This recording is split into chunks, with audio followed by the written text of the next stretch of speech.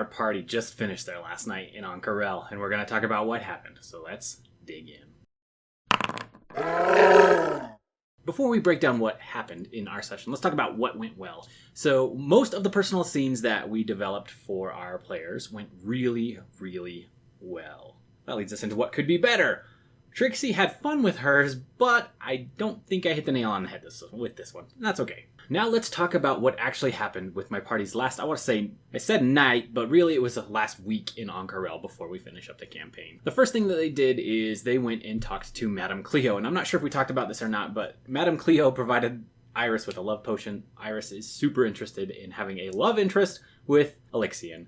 So she went back to Madame Cleo's. She previously had visited for that love potion. So Iris asked Madame Cleo if she had anything to help get her powers back. Cleo sold her a vial containing basically it was just drugs to kind of get her to loosen up a little bit, and told her to come back the next day. That night, Iris took the vial, trusting 100% in Madame Cleo, and she had a drug-induced sleep. During this sleep, she was reached out to by her patron, and we talked about that in our prep video.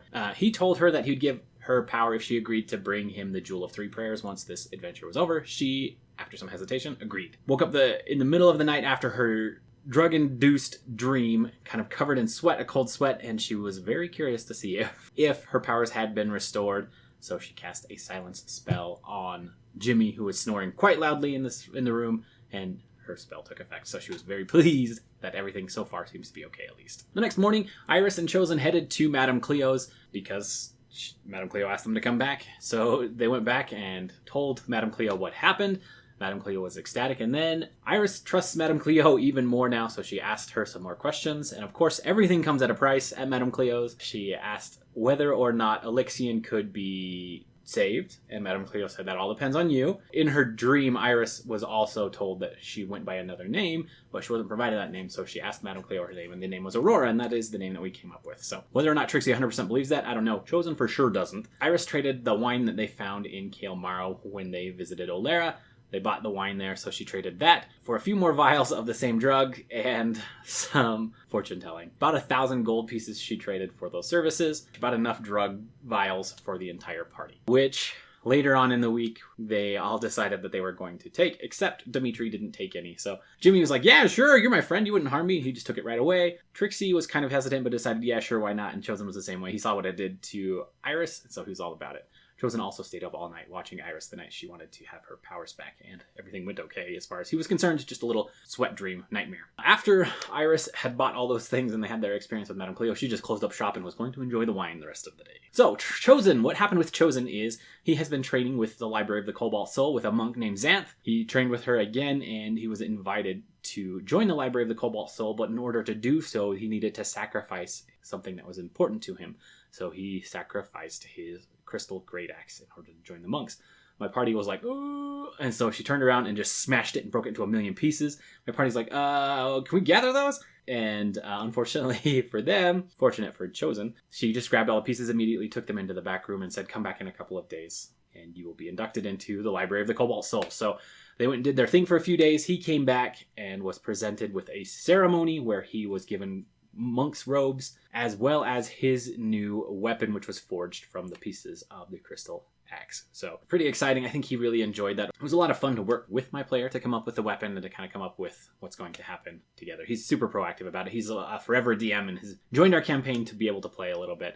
And he's actually the one that's moving. We're a little bit sad he won't be joining us for future campaigns. But it is what it is. He's off to bigger and better things. Trixie, she went looking for various items. She wanted specifically something to help her with wisdom saves. But as she was out and about in the city, she ran across the Gearsmith's Gadgetorium and ran into Glim, who was very interested in Rusty, her companion, and the other things that he could see she had created. So they had a quick conversation where she told him about the prosthetic arm she created, and he told her a little bit about some of the things that he is doing, and he is currently actually looking for an apprentice to train. He says, this is pretty forward, I just barely knew you, but would that be something you're interested in? And she said, I don't know, I'm kind of on an adventure now. I'll come back and check things out for sure and get to know you a little bit, but she's not really interested at this point in joining. I think she wants to do something else with her character, which is totally fine, totally okay. She also had Glim look at the ruidium dagger.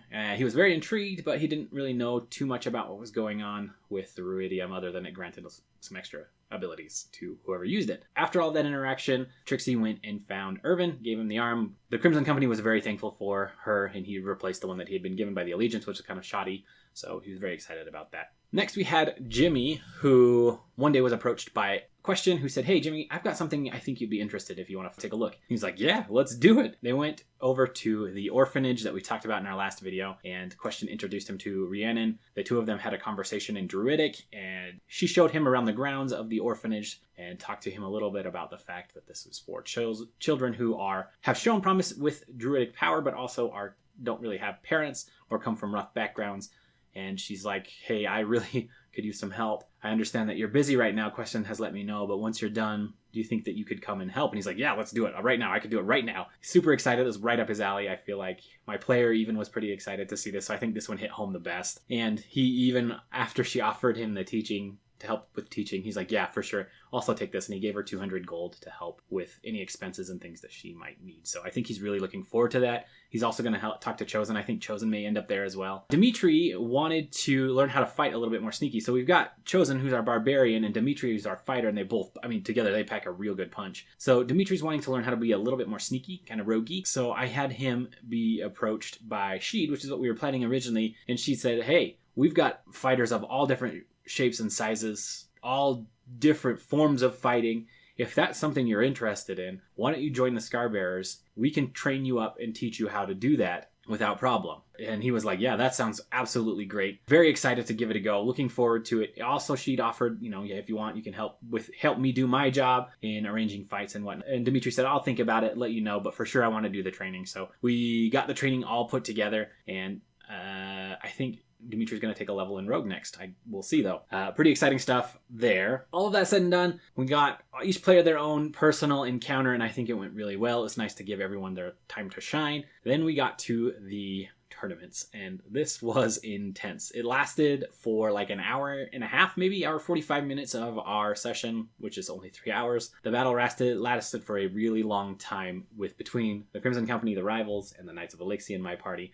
Lots of back and forth. The rivals focused mainly on the spellcasters and slowing Chozen down. Io stayed in the back and kind of shot with her longbow, as well as kind of giving directions throughout the fight, playing the leader role. Maggie went straight to Trixie, who immediately cast Hold Person on her, and it lasted the entire fight. Maggie didn't get a single. Dermot went toe-to-toe with Dmitri after casting a few spells like Bless to help buff his party. They fought together, and Dmitri ended up winning, but Dermot did a decent amount of damage as well. Irvin kind of ran all over the battlefield and got his punches in. Mostly, I think he hit Iris, but he hit a few others as well before he went down. Galceriad mostly focused on Chozen because Chozen came straight for the spellcaster as well. Galceriad did get a pretty good hit off at the beginning when they were all kind of clumped together, but after that, it's mostly focused on slowing Chozen down. That was a rival party, kind of what they did, their tactics. Chozen went straight for Galceriad, tried to take both him and Io out. Just kind of took turns because they were standing next to each other. He didn't really let one or the other leave. He took turns between the two of them before eventually Galceriad was taken out. Dmitri went for Maggie at first, but then Maggie went straight for Trixie and got Hold Person cast on her. So Dmitri went straight for Dermot, and those two have a pretty good friendship. And there's kind of a friendly rivalry between the two. They kind of bantered between one another as the fight went on. And the rivals kept trying to run away from Dmitri, which was super frustrating, but also played into the storyline that we were presenting as well. After the fight, Sheed came up to Dmitri and says, I knew you were the right call. Look how afraid of you they were. They were running all over the place. And Dmitri was like, yeah, totally. So I think that worked out okay. Iris got hit with some big damage early, spent a few rounds invisible, trying to hide, and then attacked with her tentacles quite a bit before eventually she was downed by Irvin. She was the only member of our party that went down. The others got a decent amount of damage. Jimmy ended up using Erupting Earth early and hit a bunch of the rivals when they were kind of clumped together, and then he eventually summoned an Earth and an Elemental that ended up taking down Io. Trixie used the classic wizard spell Fireball when they were all clumped together, did a ton of damage at first, and then just kind of kept her distance as she continued to buff and cast spells. Mostly her big thing was Holding Person on Maggie, which took out a lot of damage to be dealt. Eventually, the rivals went down, and only Iris went down, as we mentioned, from the Knights of Alyxian. But everybody was pretty close. It was a pretty intense fight. I'm really looking forward to see if they want to have a rematch. We'll probably end up having them send a note or something that says we want to rematch at some point. We'll see how that goes. But pretty much it. Thank you guys a ton for watching. I do appreciate it. Huge shout out to my patrons. You guys are the best. We'll catch you in the next one.